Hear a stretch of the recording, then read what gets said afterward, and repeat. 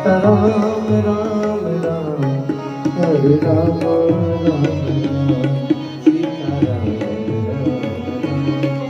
हरे राम राम सीताराम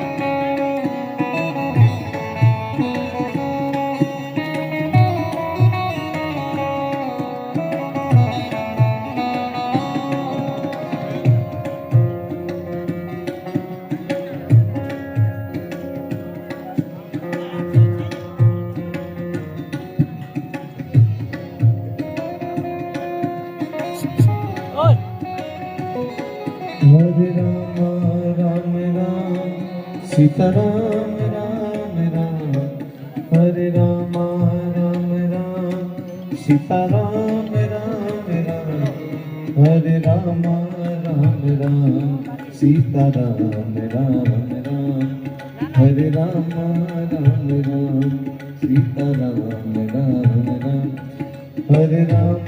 राम राम सीताराम राम राम हरे राम राम राम सीताराम राम राम हरे राम राम राम सीताराम राम राम हरे राम राम राम सीताराम राम राम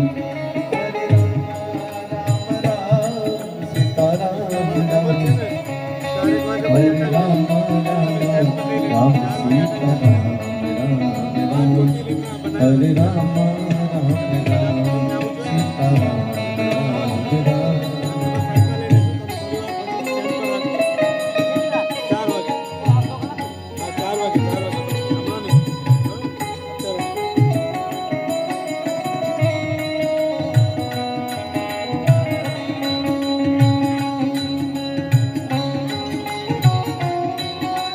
हरे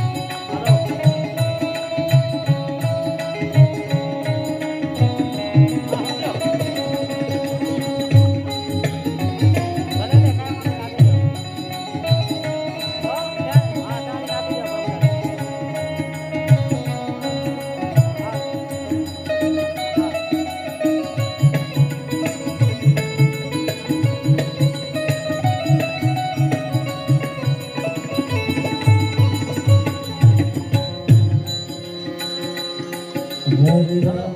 राम राम सीताराम राम राम हरे राम राम राम सीताराम राम राम हरे राम राम राम सीताराम राम राम हरे राम राम राम सीताराम राम राम हरे राम राम राम सीताराम राम राम हरे राम राम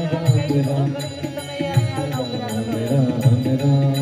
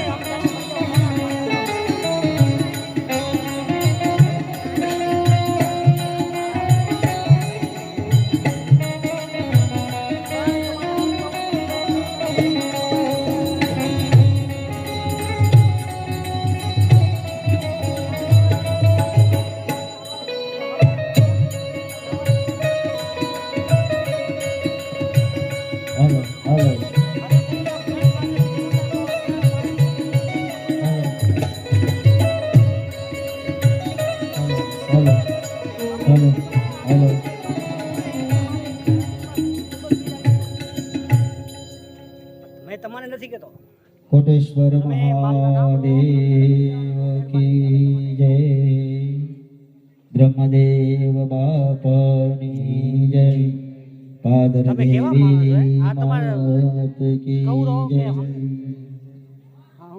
શાસ્ત્રીજી કીર્તિભાઈને વિનંતી કરીએ કે છઠ્ઠા દિવસની કથાનો શુભારંભ કરે.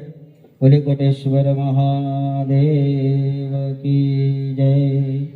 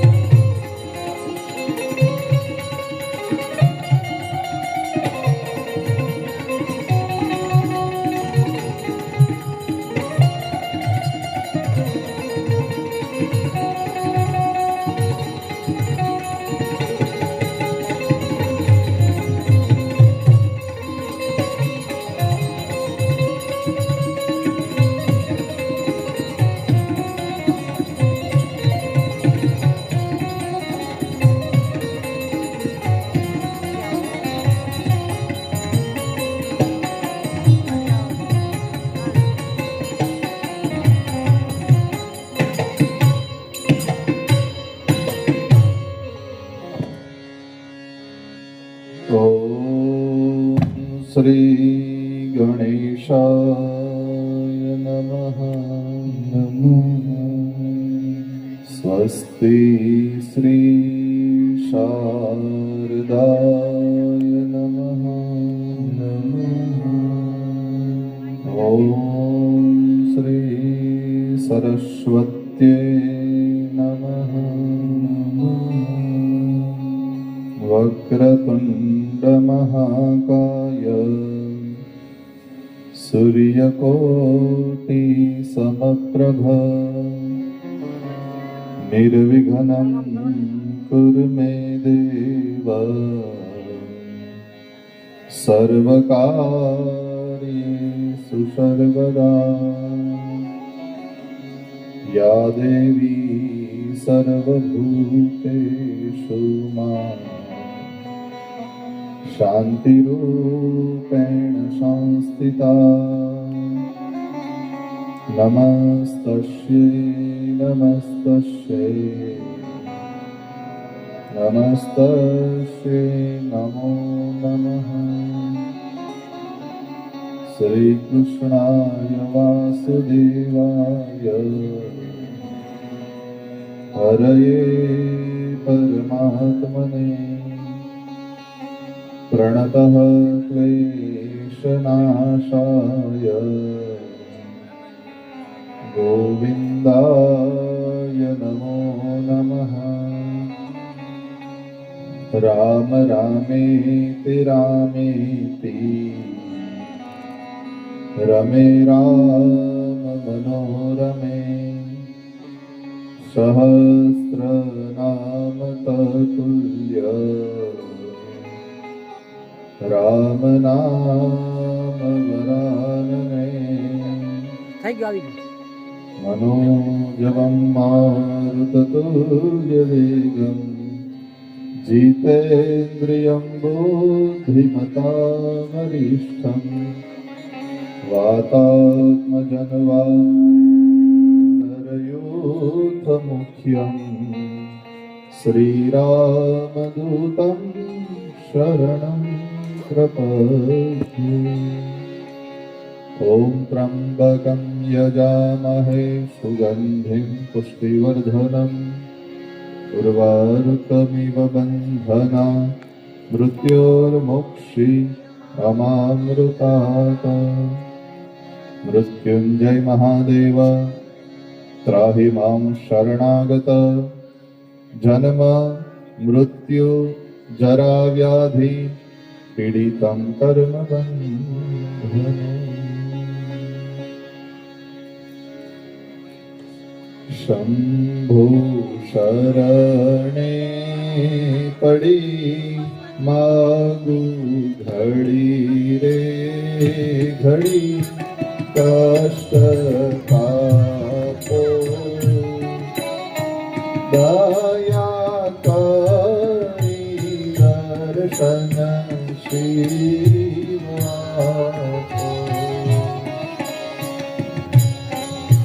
शरणे पड़ी माँ घड़ी घड़ी कष्ट का पो दया दर्शन शिवया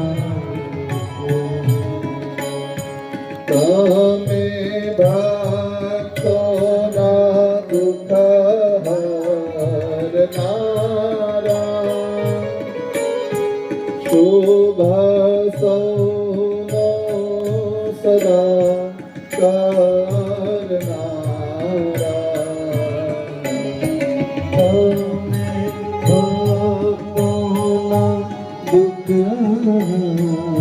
हरनारा शुभ सौनो सदा करनारा। हरि मंदमति हरि भक्ति पापो दया करी दर्शन शिवा।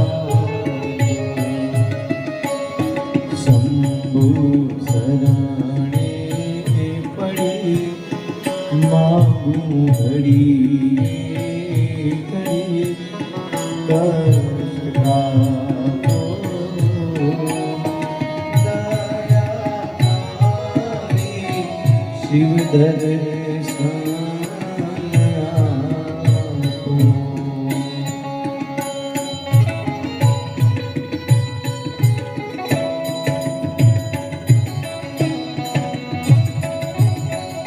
हर हर महादेव। जय परमेश्वर।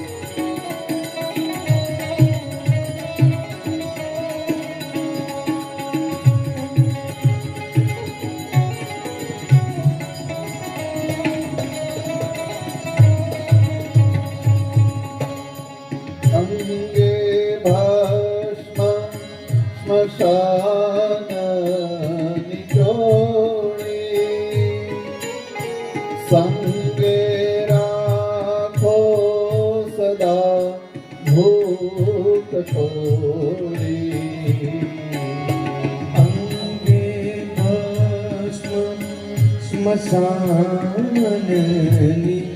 ચોરી સંગે રાખો સદા ભૂત તોડી આલે તિલક કર્યું કંઠે વિષ ધર્યું અમૃત આપો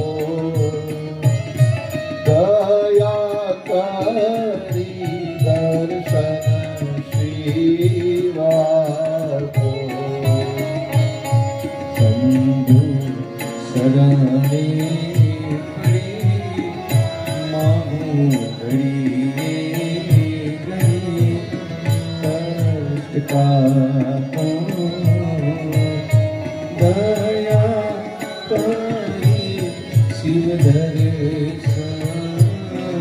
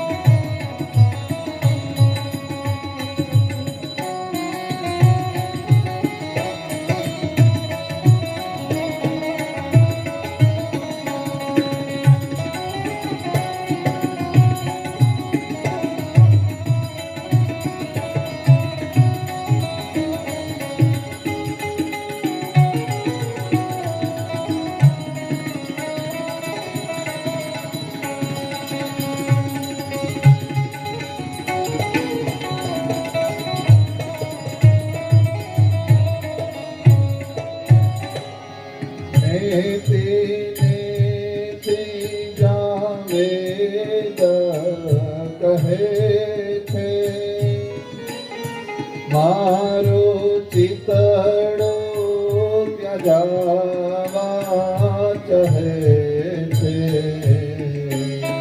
નેતિ નેતિ જં વેદ કહે છે મારું ચિતેલું ત્યજાવા ચાહે છે સારા જગમાં છે તું વસુ તારા હું શક્તિ આપો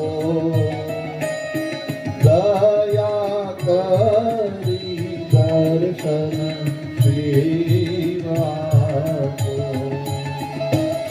શંભુ શરણે પડી માહું ઘડી રે ઘડી કષ્ટ કાપો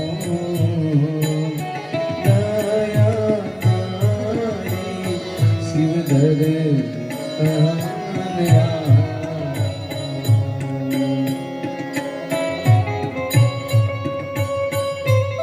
હર હર મહાદેવ હર ભોલે જય કોટેશ્વર જય રામેશ્વર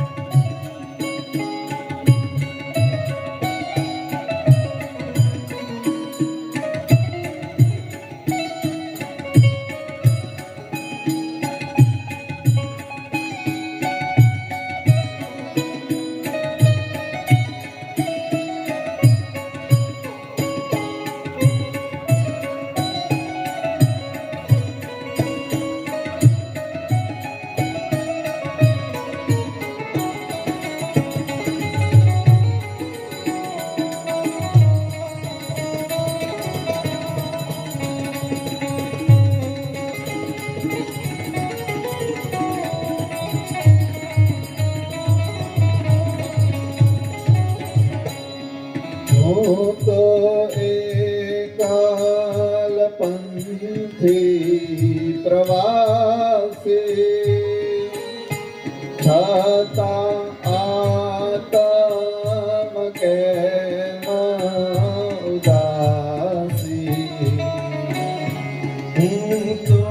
એકલ પંથ પ્રવાસી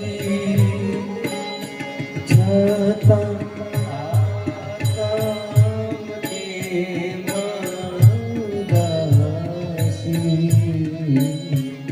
આક્યો મથી રે મથી કારણ જળતું નથી સમજણ આપો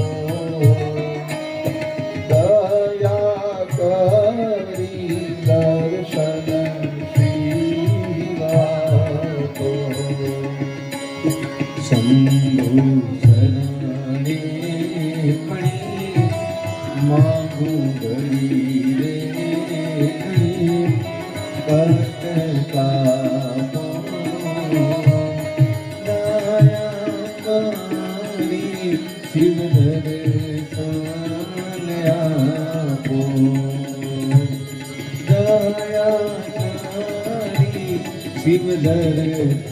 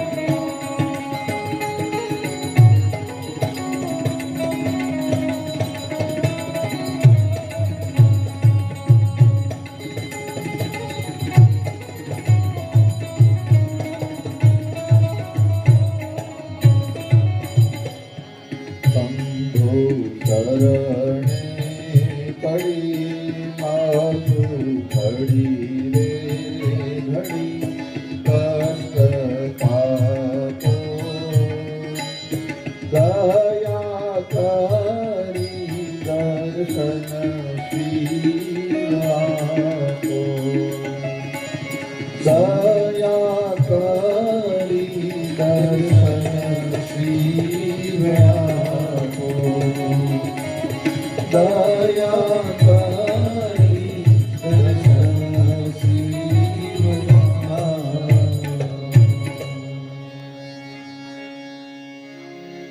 શ્રી પંચવટી સોસાયટી મહિલા મંડળ દ્વારા આયોજિત ગૌદાન તેમજ ધર્માદા નિમિત્તે આ શ્રી શિવ મહાપુરાણના છઠ્ઠા દિવસે આપ સર્વે ભાવિક ભક્તોનું અહીંયા હાર્દિક સ્વાગત છે, સન્માન છે. પંડિતજીના ચરણોમાં વંદન, સંગીતકાર મિત્રોને શુભેચ્છા, સાઉન્ડ વાળા ભાઈઓને શુભેચ્છા. આપ સૌના હૃદયમાં બિરાજેલા પરમ કૃપાળુ પરમાત્માને મારા કોટી કોટી વંદન. આપ સૌને મારા ઓમ શાંબ સદા શિવાય નમઃ.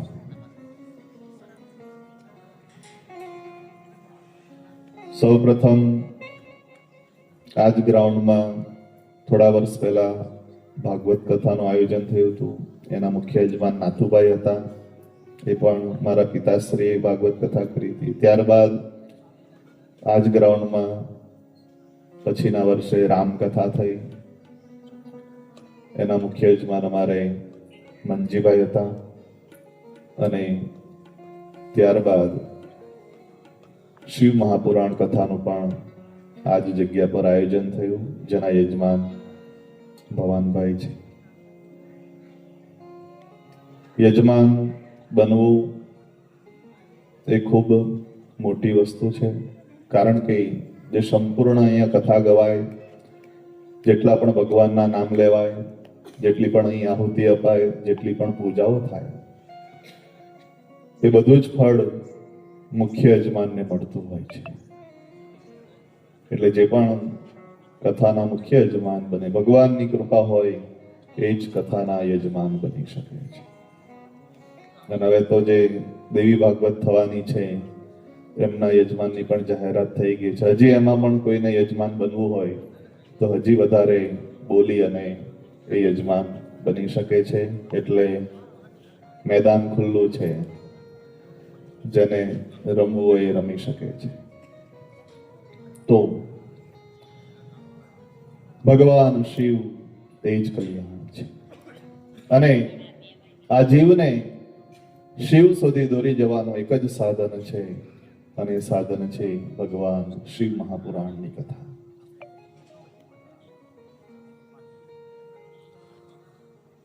એક ચોર ચોરી કરવા ગયો. ગામમાં ચોરી કરી પણ કાંઈ મળ્યું નહીં. એટલે ગામના પાદરે શિવનું મંદિર હતું. વિચાર કર્યો આ મંદિરમાંથી કંઈ ચોરી લઉં. મંદિરમાં જોયું તો પણ કંઈ હતું. પછી જેવો મંદિરમાંથી નીકળતો હતો એમાં એની નજર પેલી જે પિત્તળની ગળતી આવે જેના પરથી પાણી ટપકતું હોય. વિચાર કરે કે આ ગળતી ચોરી લઈ લઉં. એના જે પણ કંઈ રૂપિયા આવે એ રૂપિયાથી કંઈ ચલાવીશ, ઘરે ચલાવીશ. આ વિચાર કરી અને ગળતી લેવા માટે મંદિરના ગર્ભગૃહમાં જાય. પણ ગળતી ઊંચી હોય, એનો હાથ પહોંચી ન શકે અને એ ચોરી કરવા માટે ભગવાન શિવલિંગ ઉપર પગ મૂક્યો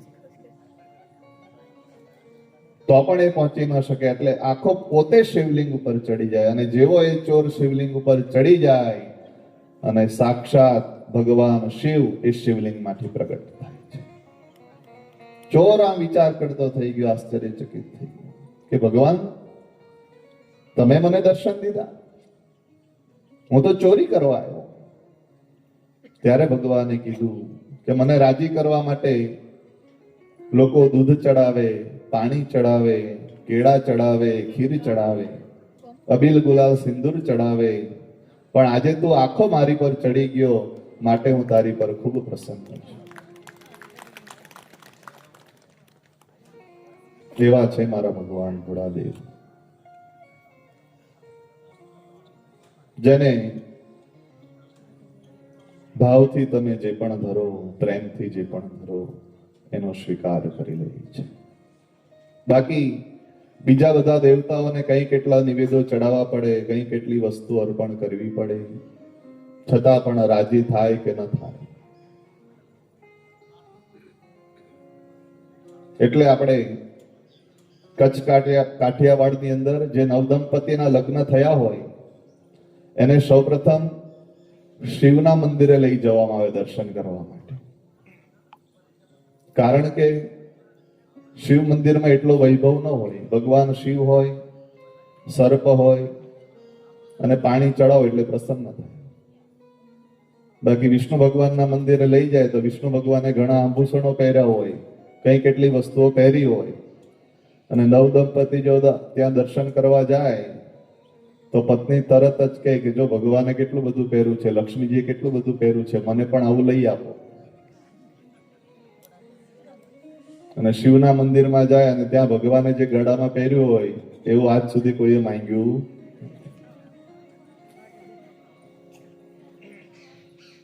એટલે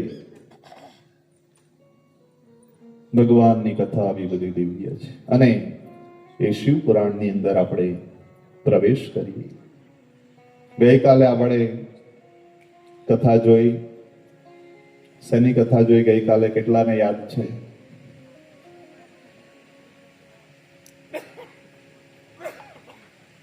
ગઈકાલે આપણે જે તારકાસુરના 3 દીકરા છે એનું નામ તારકાક્ષ, વિંધ્યુમાલી અને કમલાક્ષ, એ 3 રાક્ષસોની કથા જોઈ. રુદ્ર સંહિતા, શતરુદ્ર સંહિતા અને કોટિ રુદ્ર સંહિતા એ હવે પ્રારંભ થઈ ચૂકી છે. બે સંહિતાઓ આપણે પૂર્ણ કરી છે, વિદ્યેશ્વર સંહિતા અને રુદ્ર સંહિતા. હવે સતરુદ્ર સંહિતા અને કોટી રુદ્ર સંહિતાનો પ્રારંભ છે. એની અંદર અલગ અલગ ભગવાને જે પણ અવતારો લીધા છે એ ભગવાનના અવતારોની કથા છે. એક રુદ્રમાંથી શતરુદ્ર થયા એટલે શતરુદ્ર સંહિતા. પછી ભગવાને કરોડો જન્મ લીધા એટલે એને કોટી રુદ્ર સંહિતા કહેવાય છે.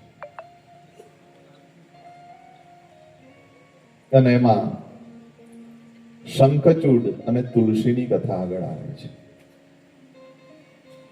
ઘણા વર્ષો સુધી શંખચૂડ નામનો દૈત્ય એટલે કે રાક્ષસ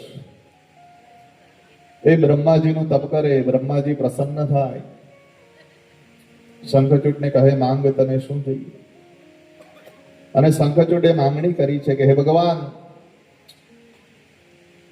મને એવા કવચ અને કુંડળ આપો કે મારામાં ખૂબ શક્તિ આવી જાય અને મને દેવતાઓ જીતી ન શકે.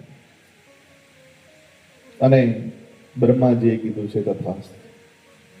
અને પછી બ્રહ્માજીએ કીધું છે કે હે શંખચૂડ, તું જંગલમાં જા અને ત્યાં તુલસી નામની સ્ત્રી એ તપ કરી રહી છે, એની સાથે તું લગ્ન કર. એ તુલસી પતિવ્રતા સ્ત્રી છે અને જ્યાં સુધી ભગવાનમાં ભક્તિમાં એ લીન હશે ત્યાં સુધી તારો કોઈ વાળ વાંકો નહીં કરી શકે. આવું વરદાન બ્રહ્માજી દ્વારા શંખચૂડને પ્રાપ્ત થયું છે. અને એ સમયે શંખચૂડે કવચ અને કુંડળ મેળવી લીધા છે.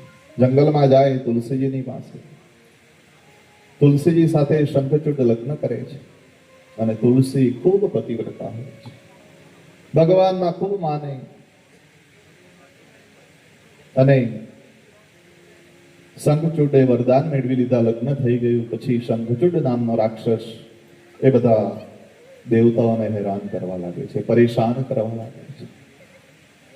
દેવતાઓ સાથે શંખચૂડનું યુદ્ધ થાય છે અને દેવતાઓને કોઈ વાતે જીતવા નથી દેતો. દેવતાઓ વિચાર કરે કે હવે શું કરીએ? દેવતાઓ બ્રહ્માજીની પાસે ગયા. બ્રહ્માજીને કીધું કે હે બ્રહ્માજી, આ દૈત્ય અમને હેરાન કરે છે, પરેશાન કરે છે. અને એ સમયે બ્રહ્માજીએ કીધું કે આને તો મેં જ વરદાન આપ્યું છે, મારાથી કાંઈ ન થાય. તમે વિષ્ણુ ભગવાન અને શિવજીની પાસે જાઓ. દેવતાઓ વિષ્ણુ ભગવાન અને શિવજીની પાસે આવે છે. અને એ સમયે ભગવાન શિવ એ ગરીબ બ્રાહ્મણનું રૂપ લે છે અને શંખચૂડની પાસે આવે છે. શંખચૂડને કહે છે કે તારે દ્વારે બ્રાહ્મણ આવ્યો છે. શંખચૂડ કહે છે માંગો, તમને શું જોઈએ? અને ભગવાન શિવ કહે કે તારા કવચ અને કુંડળ મને આપ. અને શંખચૂડ પોતાના કવચ અને કુંડળ આપી દે છે. કવચ કુંડળ આપી અને શંખચૂડ દેવતાઓની સામે પાછો લડવા માટે જાય છે.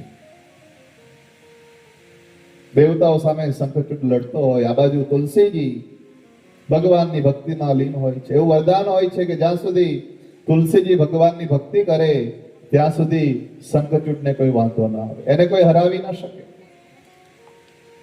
અને પછી આ બાજુ વિષ્ણુ ભગવાન એ પોતે શંખચૂડનું રૂપ લે છે. શંખચૂડનું રૂપ લઈ વિષ્ણુ ભગવાન એ તુલસીની ઘરે જાય, તુલસીની પાસે જાય. અને શંખચૂડનું રૂપ લઈ જેવા ભગવાન તુલસીની ઘરે જાય છે, તુલસી વિચાર કરે કે આ તો મારા પતિ આવી રહ્યા છે. જેવા પોતાના પતિને જુએ છે, તુલસીજી એ પોતાની પૂજામાંથી ઊભા થાય છે. અને જેવા પોતાના પૂજામાંથી તુલસીજી ઊભા થયા, આ બાજુ દેવતાઓએ શંખચૂડને માર્યો છે. અને જેવો શંખચૂડ મરાયો એટલે વિષ્ણુ ભગવાન એ શંખચૂડમાંથી પોતાના સ્વરૂપમાં આવી ગયા છે. અને તુલસીજી વિષ્ણુ ભગવાનની પર એ સમયે ખૂબ ગુસ્સો કરે છે કે હે ભગવાન, તમે મને આજે પતિ વગરની બનાવી દીધી છે. તમે મારી સાથે છળ કર્યું છે, કપટ કર્યું છે. તમે ભગવાન સ્વરૂપે છો, વિષ્ણુ સ્વરૂપે છો. પણ હે ભગવાન, હું તમને કહું છું કે તમે ગંડકી નદીના કિનારે પથ્થર બનીને જશો. આવું તુલસીએ વિષ્ણુ ભગવાનને કીધું છે. અને વિષ્ણુ ભગવાને કીધું છે કે હે તુલસી, તું ચિંતા ન કર. મેં તને પતિ વગરની ભલે બનાવી દીધી છે, પણ હું સ્વયં વિષ્ણુ ભગવાન તને કહું છું કે હું તારી સાથે પરણીશ.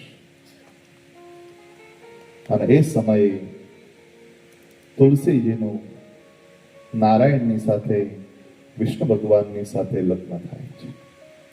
અને જે દિવસે તુલસીનું વિષ્ણુ ભગવાનની સાથે, નારાયણની સાથે લગ્ન થયું, એ દિવસ હતો કારતક સુદ એકાદશી, જેને આપણે શેના નામે ઓળખીએ છીએ? તુલસી વિવાહ. ભગવાન તુલસીજીની સાથે લગ્ન થયું છે. એટલે તુલસીજીની સાથે હંમેશા શાલિગ્રામ રાખવામાં આવે છે. નર્મદા કિનારેના જેટલા પથ્થર છે એ બધા પથ્થરને શંકર કહેવાય. જેટલા કંકર એટલા શંકર. અને ગંડકી નદીના જે કિનારે જે પણ પથ્થર છે એ બધા શાલિગ્રામ કહેવાય. દિવ્ય તુલસી અને વિષ્ણુ લગ્ન થયું છે. માટે વિષ્ણુ ભગવાનને તુલસીજી ખૂબ વહાલા છે. એટલે આપણે સત્યનારાયણની કથા હોય તેની અંદર 1000 વિષ્ણુ ભગવાનના નામ લઈએ અને એક એક તુલસીનું પાન એ ભગવાનને અર્પણ કરીએ છીએ. એની પાછળ પણ આ જ મહિમા છે કે ભગવાનને તુલસીજી ખૂબ વહાલા છે. એટલે વિષ્ણુ ભગવાનને તુલસી ચડે છે. કોને નથી ચડતા તુલસીજી? કોને ન ચડે? ગણપતિ દાદા. શા માટે ન ચડે?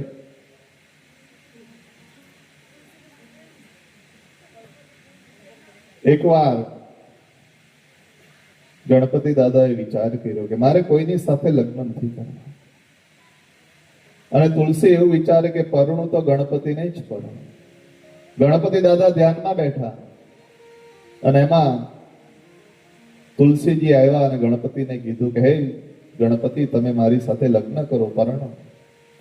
એટલે ગણપતિ દાદાને તુલસીની ઉપર ગુસ્સો આવ્યો છે, ક્રોધ આવ્યો છે અને કીધું છે કે હે તુલસી, તમે સ્ત્રી સ્વરૂપે છો પણ પૃથ્વી પર છોડ સ્વરૂપે જશો. સામે તુલસીજીએ પણ કીધું છે કે હે ગણપતિ દાદા, તમારે લગ્ન નથી કરવા, પણ હું તમને શ્રાપ આપું કે તમારા 2 લગ્ન થશે. ત્યારથી તુલસીજી અને ગણપતિનો વેર ચાલતો આવે છે. માટે આજે પણ ગણપતિ દાદાને તુલસી ચડાવવામાં આવતા. અને તુલસીના કહેવાથી ગણપતિના કેટલા લગ્ન થયા? 2. કોણ છે ગણપતિના પત્ની? રિદ્ધિ અને ગણપતિના 2 પત્ની, રિદ્ધિ અને સિદ્ધિ. અને આપણી એક હોય એ પણ જીદ્દી.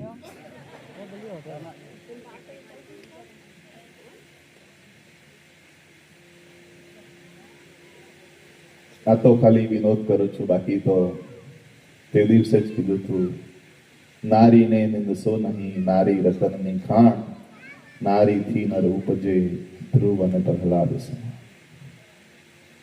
તો એ શંખચૂડ અને તુલસીજીની દિવ્ય કથા શિવ મહાપુરાણમાં વર્ણવી છે. ત્યારબાદ એક સુંદર કથા આવે છે, અંધકાસુરની કથા. ભગવાન શિવ અને પાર્વતી એકવાર બેઠા છે અને એ સમયે માં પાર્વતી ભગવાન શિવની આંખો પર પોતાનો હાથ મૂકે છે.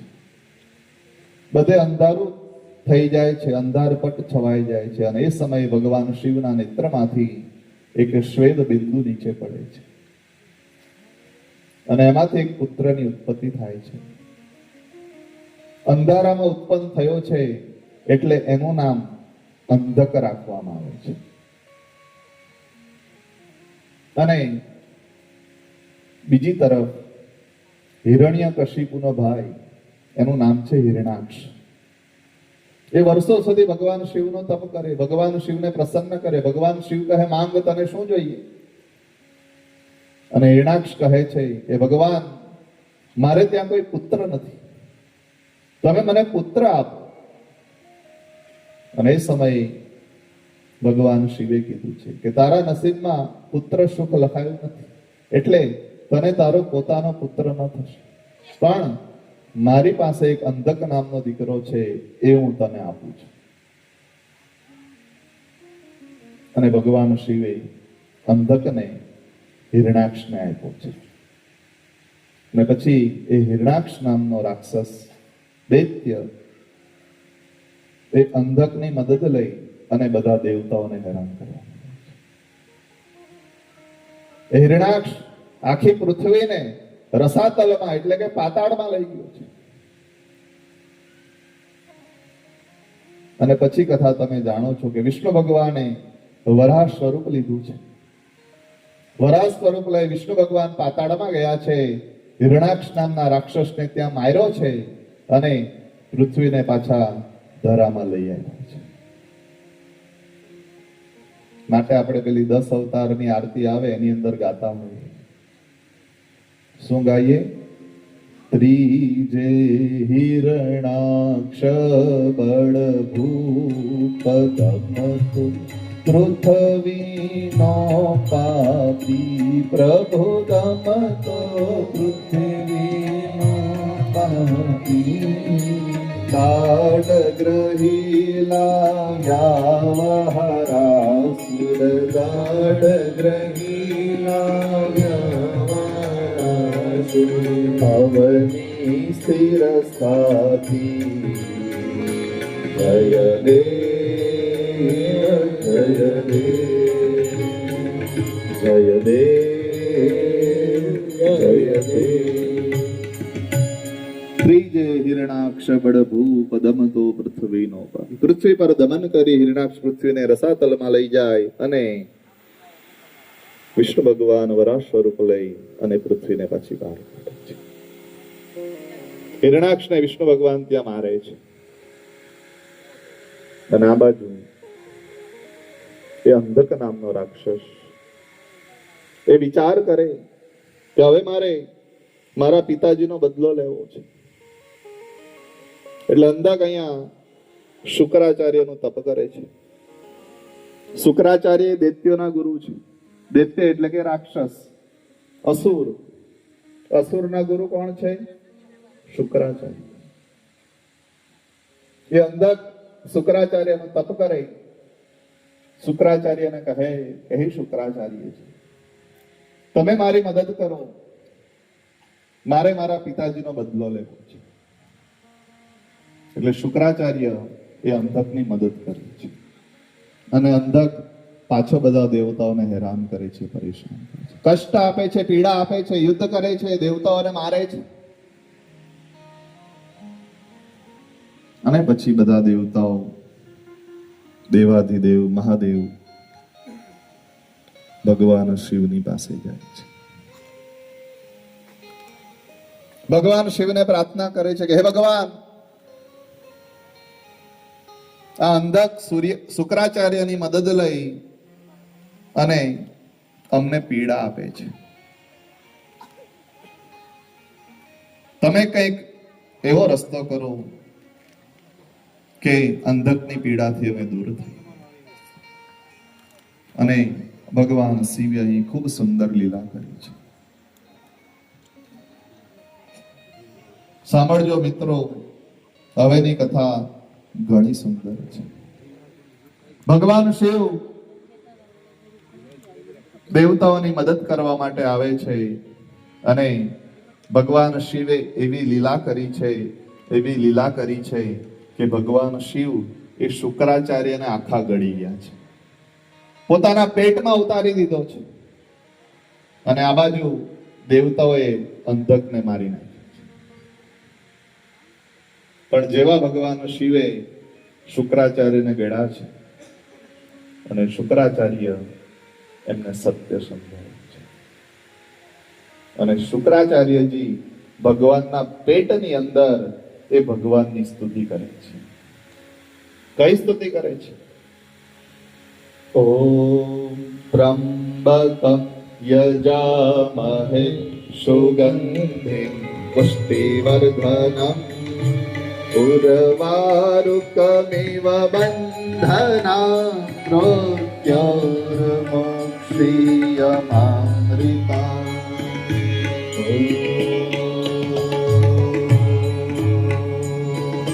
त्र्यम्बकं यजामहे सुगन्धिं पुष्टिवर्धनम् उर्वारुकमेव वन्देना मृत्योर्मोक्षीयमामृता.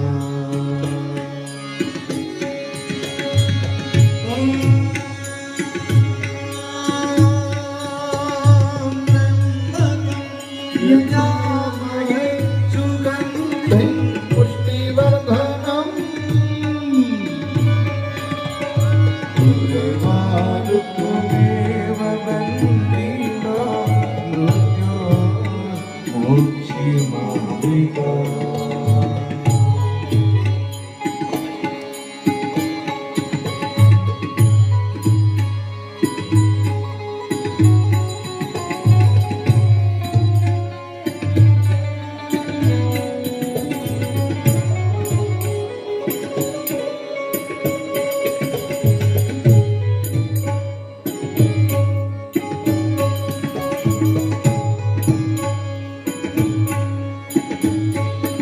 ઓમ ત્રંબકમ યજામહે સુગંધિમ પુષ્ટિવર્ધનમ ઉર્વારુકમિવ બંધના મૃત્યોર્મોક્ષીયમામૃતા.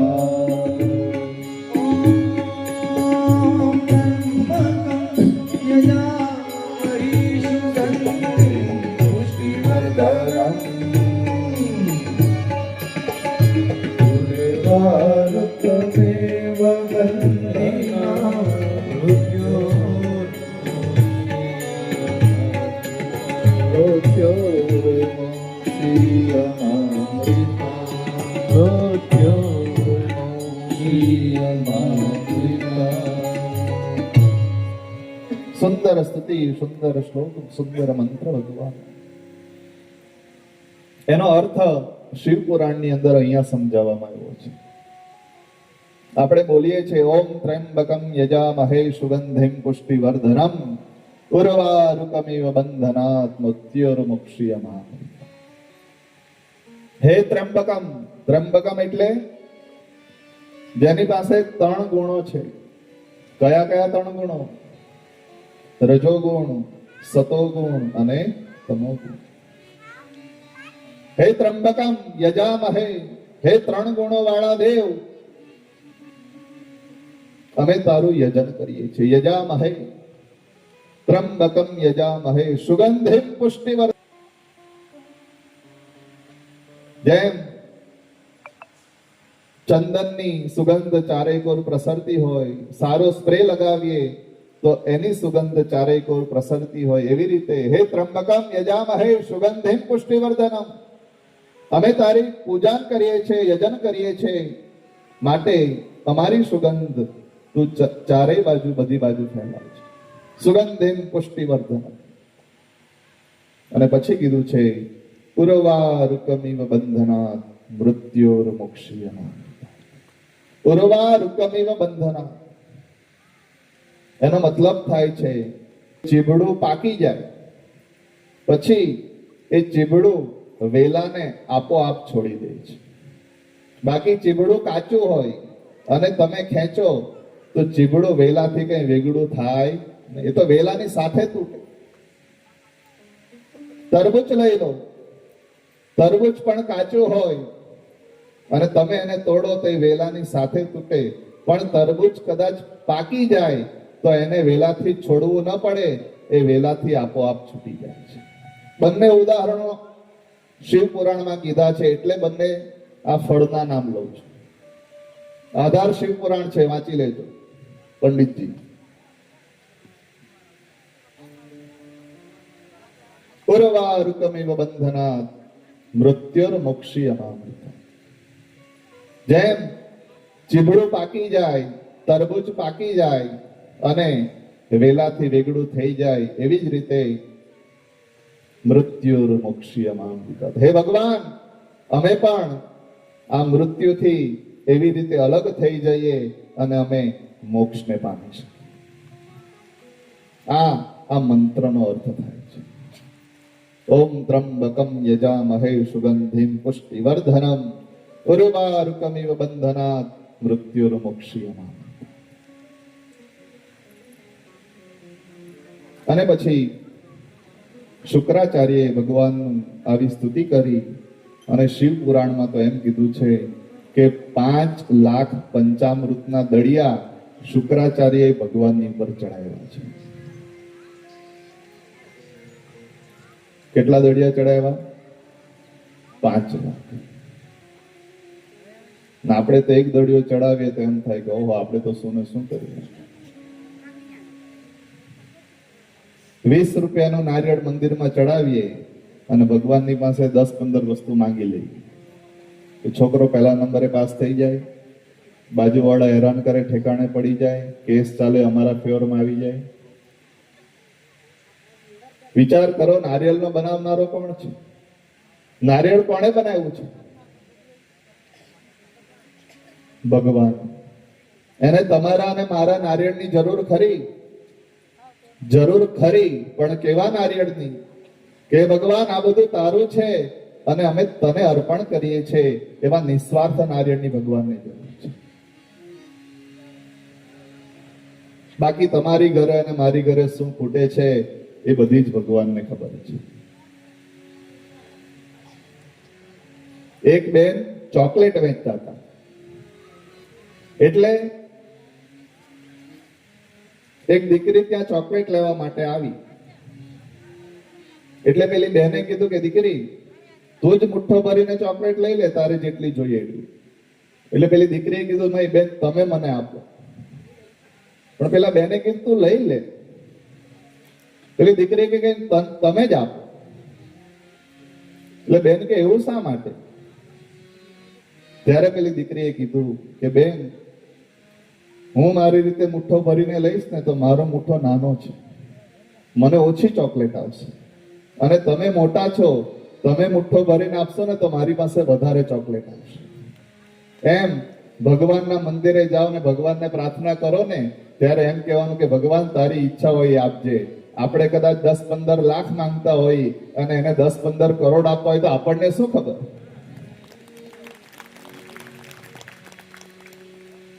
એ ભગવાનની કૃપા છે.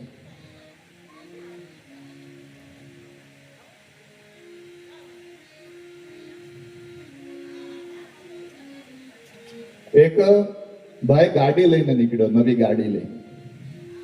એટલે 3 મિત્રો ઉભા હતા. એમાં એક મિત્રએ કીધું કે ભાઈ, નવી ગાડી લઈને નીકળ્યો? એટલે જે ગાડી લઈને નીકળ્યો ને એને કીધું નહીં ભાઈ, આ તો મને મારા ભાઈ ભેટમાં આપી છે, ગિફ્ટમાં આપી છે. એટલે 3 મિત્રો ઉભા હતા.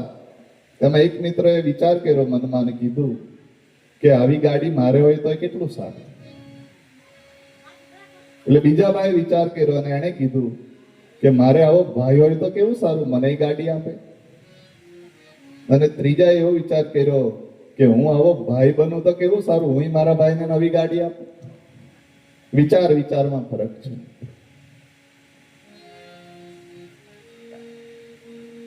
તો 5 લાખ પંચામૃતના દળિયા શુક્રાચાર્ય ભગવાન શિવને અર્પણ કરે છે.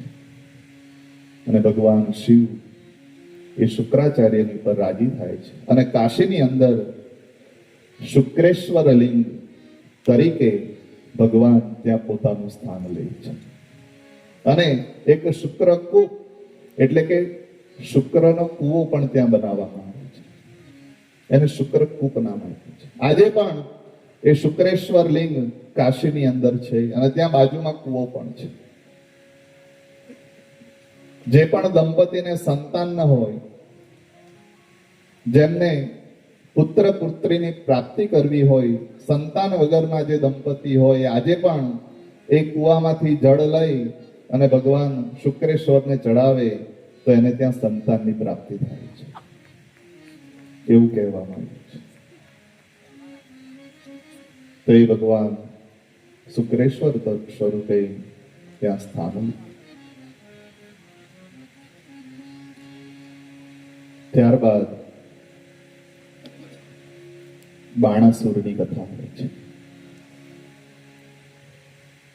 ઓખાની કથા, જેને આપણે સાદી ભાષામાં ઓખા હરણ કહીએ છીએ. ઉષા બાણાસુરની દીકરી.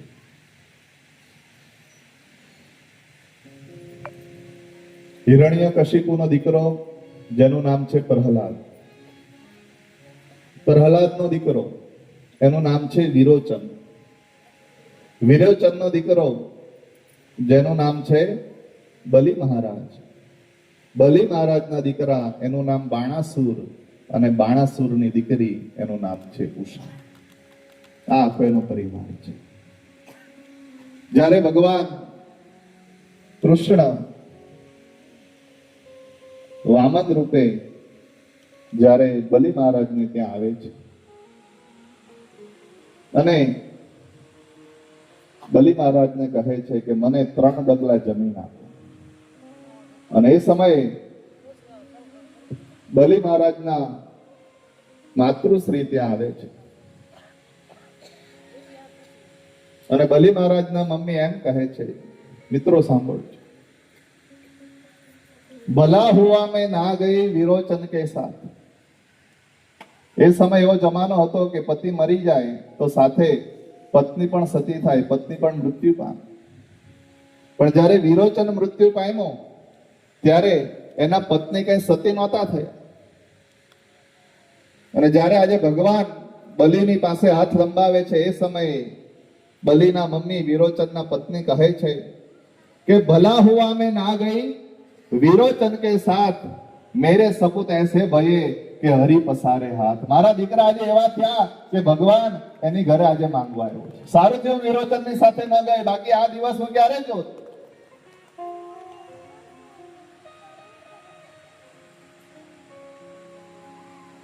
એને કહેવાય દાન. બલિ મહારાજ એના જીવનમાં ખૂબ દાન કર્યા છે. રહેમખા જ્યારે દાન દેતા હતા મહારાજ, રહેમખા દાન દેતા હતા તો નીચું જોઈને દાન દેતા હતા. એટલે ઘણા કહે કે તમે તો દાન દો છો, નીચું શા માટે જુઓ છો, આમ ઉપર જુઓ. અને ત્યારે રહેમખા કહેતા હતા કે દેનહાર કોઈ ઓર હે ભેજત સો દિન રે, લોક ભરમ હમ પે ધરે તાકે નીચે ને. આ તો આપવા વાળો કોઈ બીજો છે, મારી પાસે માંગવા વાળો કોઈ બીજો છે, લોકો મારી પર ભ્રમ કરે છે, માટે હું નીચે જોઉં છું.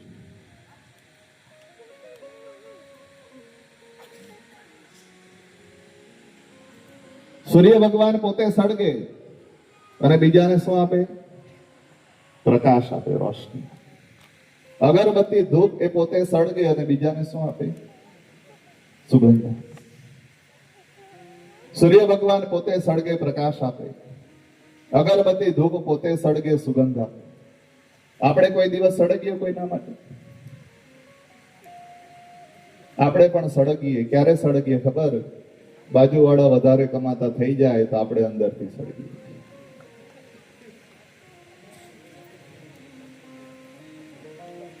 અને એટલે જ કવિએ કીધું છે કે મળ્યો છે દેહ માનવનો, મળ્યો છે દેહ માનવનો તો ધૂપ સડી થાજે, સુગંધ તો અન્યને દેવા જાતે બળી થાજે. રોજ સવારે પેપર વાંચીએ અને એમ લખેલું આવે કે મુકેશ અંબાણી આજે 5,000 કરોડ કમાયો, તો આપણને કઈ ફરક ન પડે. આપણે પેપર વાંચીને મૂકી દઈએ કે ભલે કમાય. પણ આપણો જ કાકાનો દીકરો આવીને એમ કે ભાઈ મેં નવો ધંધો ચાલુ કર્યો છે અને એમાં મને 5 લાખ રૂપિયા નફો થયો છે, તો આપણે એના મોઢા આગળ તો સારી સારી વાત કરીએ, પણ આપણા મનમાં શું ચાલે આપણે જ જાણીએ. આપણો જ પાડોશી આવીને એમ કે આજે મને 10,000 વધારે મળ્યા છે, તો આપણને સાંજની રસોઈ બરાબર ભાવતી. નજીકના માણસો પ્રગતિ કરે આપણે જોઈ શકતા. માનવીય સ્વભાવ છે. બસ આ જ જીવનમાં બદલાવ લાવવો જરૂરી છે. કવિ કાક કહે કે આપ બળે પર ઓલવે, આપ બળે પર ઓલવે, દેતા સુખિયા, સર્જન હારે સર્જ્યા, એવા કોક કોક માણસ કાગડા. જે બીજા બળે પોતે બળે અને બીજાને સારું કરે. પણ અમુક માણસો એવા છે કે કમતિયાને લાખો કરો, કમતિયાને લાખો કરો, એમાં કોકની ઉણપ થાય, ભવના ભૂલી જાય, એક કરેલ ગણને કાગડા. એટલે ભગવાને આ મહામોંઘું જીવન આપ્યું છે